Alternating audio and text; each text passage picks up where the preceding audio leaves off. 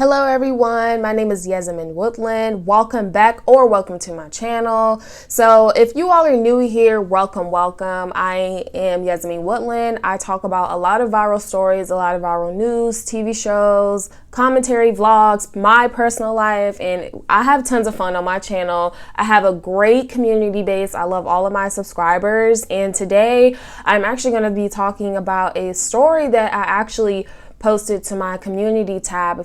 Her name is Vanessa Guillen, and it's a really sad, really sad story. She was a soldier on Fort Hood. Fort Hood is located in Guillén, Texas. It is an Army base. She was enlisted in the Army, and she went missing a few months ago, back in April 22nd to be exact, and her remains were just found recently, and there has been numerous people that police have been suspecting that has connections to her remains being found and her death. Vanessa Guillen was born on September 30th of 1999.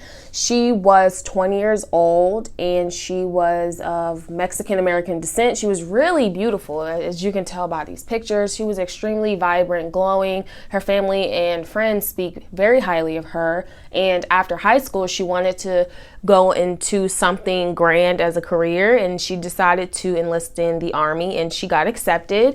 Her duty station was Fort Hood, located in Guillén, Texas. Now here's where things kind of get sad. On April 22nd of 2020, she had a day off of work. Now in the military, you can get called into work at any time. So she was actually called into work on April 22nd to work a morning shift. Now it was a little bit weird that she was called into work on her day off, but hey, it's the military.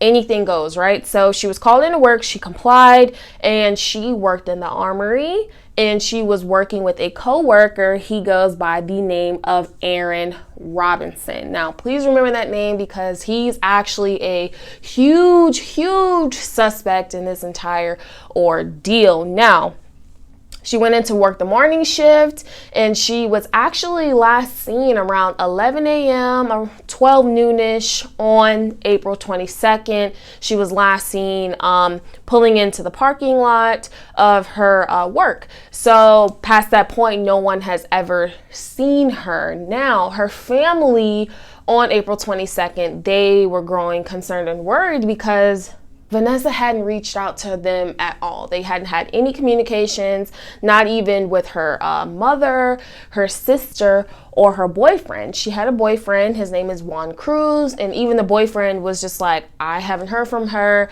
and what's going on? So the family tried desperately to contact the base, and they were successful in contacting Fort Hood just to see what exactly is going on. And Fort Hood, being a military base, they were really I don't know, they didn't really want to give up too much information about her whereabouts. They actually refused to disclose much information that would have actually kind of helped the family. And they were just kind of saying, hey, maybe she's just out and about, check back later. Now, the family had actually called the base at 8 p.m. and they were told to check back a little bit later just to see if she turns up. And past that point, the military didn't really do much. Now, the very next day, April 23rd, the family still hadn't heard anything from Vanessa Guillen. So they actually decided to file a missing persons report the very next day. Now, the Army kind of dropped the ball because they didn't even look into trying to find her or trying to find Vanessa. Where is she? They didn't even look into that until April 24th, when she had went missing on April 22nd.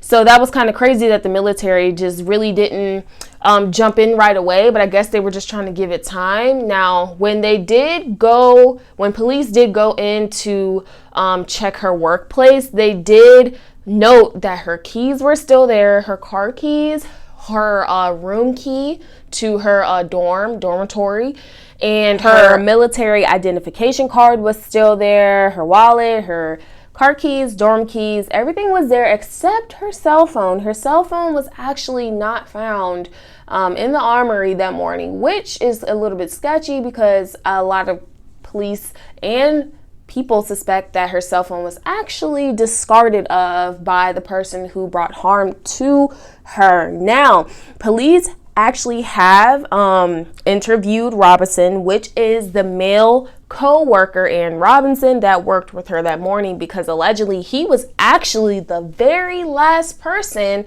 to see her, to work with her, come in contact with her. He was like the last person. So obviously police was going to interview him. And the mom also dropped a bombshell and stated 4 days prior to Vanessa going missing that Vanessa actually opened up to her and her sister, to her mother and her sister, stating that there was an higher up person in the military and they were actually sexually harassing her.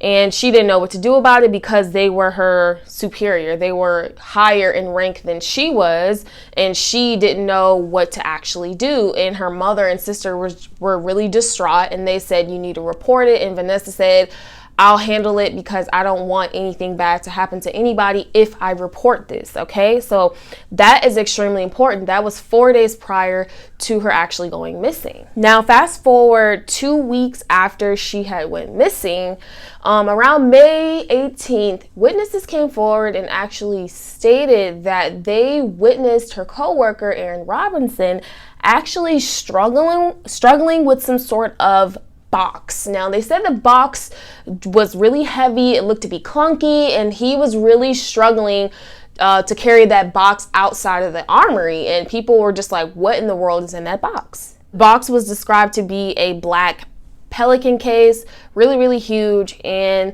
the witnesses stated that Robinson was actually seen, or they witnessed him going to his car and struggling to put the box inside of his trunk. Now, furthermore, the very next day, investigators wanted to look through his phone, and he willingly complied. He gave over his phone. Now, he stated that he had nothing to do with her going missing. He had nothing to do with Vanessa Guillen whatsoever. And he actually stated that on the day that she went missing, he worked with her on that morning shift after their shift was over. He claimed that he actually immediately left work, went to pick his girlfriend up, and they all went home. But the phone data that investigators were actually looking into showed contrary to what Robinson was actually stating. It placed him at a completely different area that he initially stated. He stated he was home with his girlfriend immediately after work when he wasn't. It actually placed him at this weird swampy area with this like huge bridge in that area as well. Now, his girlfriend, she goes by the name of Aguilar. I'm just going to say her last name because her first name, I feel like I'm going to butcher it, but I'm just going to call her Aguilar since that's her last name. And she was stating that her boyfriend had an alibi, Robinson was home, but that was actually proved to be false, and she was actually lying. Investigators couldn't really get a lead or really place anyone at the scene, or they didn't have any evidence to directly connect someone to her death. Now, her remains have recently been found. On June 30th, there was a group of contractors in a certain area located not too far from Fort Hood, and the contractors were looking for places to like dig and things like that. Now, when they were actually looking for places to dig, they were like digging here, digging there, and they stumbled across, sadly, her remains. Her body was severely beaten, it was bludgeoned, and her body was actually burned. It's sick to really even say right now, and her body was burned. So they immediately contacted the police and said, hey, we think we found human remains. Can you please, come out here? If that is not strange enough, Aguilar, which is the girlfriend of Robinson, she confessed. Yes, everyone. So once their remains were found, the same day, Aguilar confessed to investigators that Aaron Robinson actually stated to his girlfriend that he had killed Vanessa Guillen during that early morning shift in the armory. He allegedly hit her with a blunt object such as like a hammer or something heavy. He then stuffed her body in a Pelican case, and later on that night he actually went back for the case, and then that's when he was actually spotted by witnesses stuffing that case and struggling with that black case to put it in his trunk. Now, since Vanessa Guillen's remains have been found the very same day when Aguilar confessed, also police and investigators went to go to Robinson's home to get him to come down to the police station to talk and give an interview. And they claimed upon approaching him, he pulled out his gun and he shot himself in the head, and he is now perished. He's no longer with us, and he pretty much offed himself. And that was that. It was open and shut case. He did it.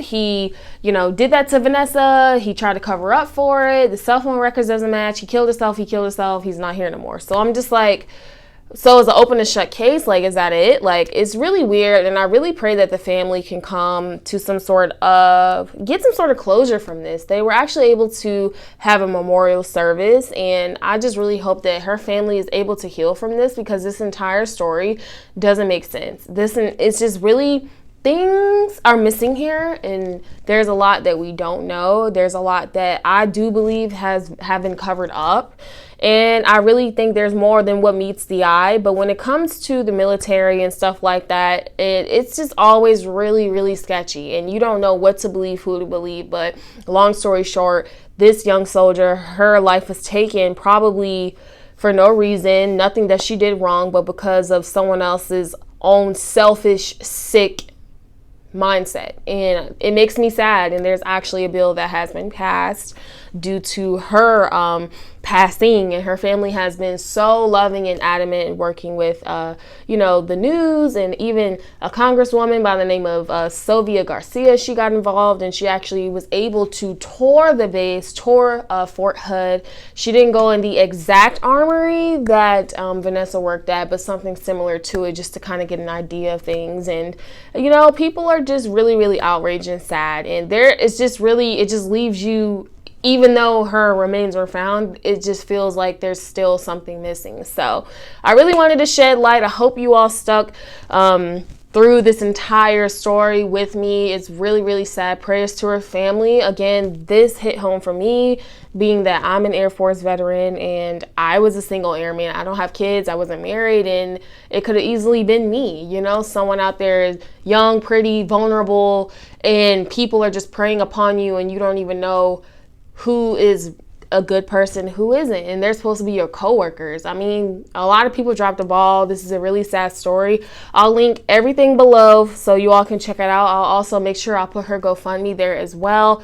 Thank you all so much. If you all hear anything else about this entire story, let me know. Let me know your comments and your thoughts in the comment section below. If you're new here, please subscribe. We talk about so many crazy things, good conversations, and I am out for today, and I hope you all will join me on my next video. See ya.